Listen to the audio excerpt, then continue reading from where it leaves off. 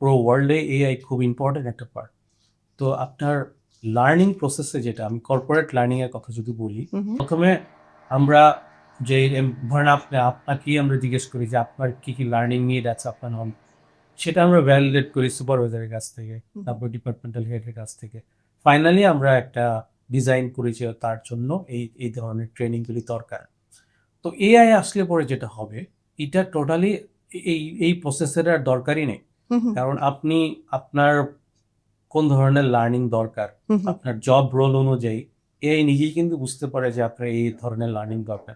Totally যেটা হবে যে আপনার এআই এর কারণে যেটা হচ্ছে যে আমরা যেমন বলি যে আমরা ট্রেনার পাচ্ছি না, আমরা ট্রেনিং করাবো পিপলকে, সেরকম লোক পাচ্ছি না, সেটা এখন দরকার নেই। কারণ হচ্ছে যে এআই সেই রোলটা খুব ভালোভাবে প্লে করতে পারবে, এবং শুধু এন্ট্রি লেভেলের জন্য না, একদম সিইও লেভেলের জন্য সেটা সম্ভব। যে সিইও লেভেলের অবভিয়াসলি তারও কিছু নিড থাকে, ট্রেনিং নিড থাকে, এআই সেটা পুরোটাই করে দিতে পারে।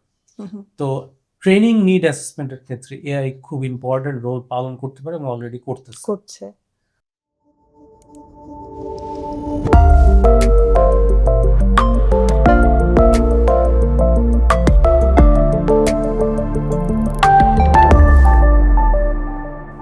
Be a lifelong learner.